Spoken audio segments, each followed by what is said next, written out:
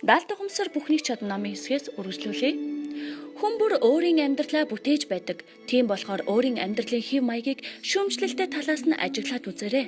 Та санхүүгийн амжилтанд тэмүүлж байдаг боловч үргэлжил юмны үн өссөн, мөнгө хүрэлцээгүй байгаа талаар гомдлож явдаг.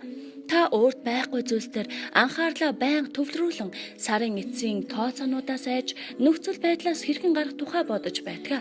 Та санхүүгийн чөлөөт байдалд эрмэлздэгч гэсэн таны бодол санаа мөнгөний дутагдал санхүүгийн хямрал төвлөрсөн байдаг болохоор хангалуун байдалд хүрч чадахгүй байгаа юм аа. Магадгүй та өөрийн бодол санаагаа бүтээлчээр илэрхийлэх сонирхолтой, цалин сайтай шинэ ажил олох хэрэгтэй байх. Ийм ажил олох хэцүү гэж өөртөө итгүүлснээр та сайн цалинтай ажлыг хизээч олж чадахгүй. Та бие чөлөөтэй авч явж, бусадтай нээлттэй чөлөөтэй, өөртөө ихтэй харцдаг байхыг хүсдэг байж болох юм аа.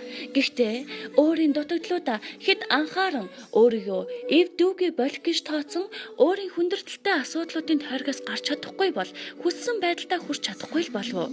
Та хүч чадалтай болохыг хүсдэг боловч таны ухамсарт сул дорой байдал шингэсэн бол та хизээ нэгэн цагт хүчтэй болно гэсэн бүтэхгүй мөрөөдлөөр сэтгэлээ зогоосоор л байх болно. Өөрөөр хэлбэл зөвхөн хүсэл тэмүүлэлээр амжилтанд хүрэхгүй. Нөхцөл байдал өөрчлөгдөн гэж найдах нь утга учиргүй юм. Ачаалал ихтэй өдөрт 12-аас 15 цаг ажиллаад ч нэмэргүй юм а. Харин байрнаасаа хөдлөхийн тулд өөр чухал нөхцөл хэрэгтэй. Энэ нь бодол санааны хэв маягаа өөрчлөх явдал юм а. Хөрөнгөтэй болгон хөлжиж хөрөнгө байхгүй нь үгүй юм. Би үүнийг анх уншихад туйлын шудраг бус санагдаж билээ. Баян хүн улам ихийг олж байхад ядуу хүнд байгаа өчүүхэн зүйлс нь алга болно гэдэг зөв гэж юу? Анх харахад энэ туйлын буруу санагдаж байлаа. Гэвч ариун сударт ингэж л бичсэн байдаг юм. Библиэд орчлон ийм зөв тогтолтой байдаг гэжээ. Удаан бодсны эцэст энэ айлбар гүн гүнзгий утга санаа агуулж байгааг ойлгосон юм а. Үнэхээр л хүнд хүрээлэн буй орчноо өөрөө бүтээн байгуулах хүч чадал өгөхөөс илүү шудраг зүйл гэж хаана байх вэ? Эцсийн эцэст хүн бүр өөрийн амьдралын чанарыг тодорхойлох эрх чөлөөтэй юм а. Та нөхцөл байдлыг өөрчлөхийг хүсэж байна уу? Тэгвэл ухамсарын тохирох чанарыг өөртөө хөгжүүл. Амжилттай яваа хүн амжилтыг олохоор тохируулагдсан ухамсартай байдаг. Баян хүн мөн л өөрийгөө хангалуун амьдрах бодол санаанд зориулсан байдаг. Энэ бол түүний бодол санааны хэв маяг. Амжилттай байгаа үедээ амжилтын тухай, баян хүн баялагын тухай бодох ч амархан шүү дээ.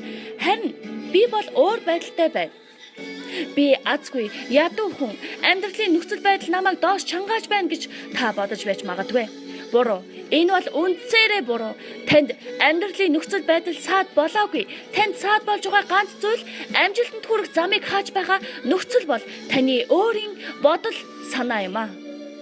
Баг зэрэг хичээн дадлаг хийх юм бол та бодол санаагаа удирдан жолоодож шаардлагатай ухамсарын хэв маягаа бүрдүүлж чадна. Таны хүрээлэх нөхцөл байдал зөвхөн үүний дараа л өөрчлөгдөж болно. Харин яагаад ч өмнө нь биш. Шинэ ухамсар өмнө нь явах ёстой. Та амьдралаас юу хүсгээ шийдсэн үү? Эрүүл мэнд үү? Тэгвэл эрүүл мэндийн ухамсарыг хөгжүүл. Эрх мэдэл үү? Тэгвэл эрх мэдлийн ухамсараа хөгжүүл. Хөрөнгө мөнгө үү? Тэгвэл бас л зохих ухамсараа хөгжүүл. Аз жаргал уу? Аз жаргалын ухамсараа хөгжүүл. Бүх зүйлс боломжит магадлалын хэлбэрээр оршдог. Танаас зөвхөн тохирох эрчмийн цэнэгэл шаардлагатай. Тэгсэн цагт таны зорилго бодит болно. Өнгөрсөн болон өнөө үед тохиолдож байгаа амьдралын алдаа таагүй явдлуудаас үл хамааран ухамсараа эрчмээр тэтгэж эхлэх үед таны амьдрал өөрчлөгдөж эхлэх болно. Энэ гайхалтай боломж хүн бүрт оногдож байгаа бөгөөд ашиглах хэсэг нь танаас л хамаарна. Үүний тулд их мөнгөтэй байх юм уу, тодорхой авьяас чадвартай байх шаардлагагүй. Та ухамсарын шаардлагатай хэв маягийг олохын тулд хэсэгхэн хугацаа зарцуулан зохих ёсоор хүчлэхэл хэрэгтэй юм аа. Ингээд л гүйцээ бус нь аяндаа болж өнгөрөх юм. Таны тарих анхаарал халамж шаарддаг цэцэрлэгтэй адил юм аа. Харин та өөрөө цэцэрлэгч нь гэсэн үг ээ.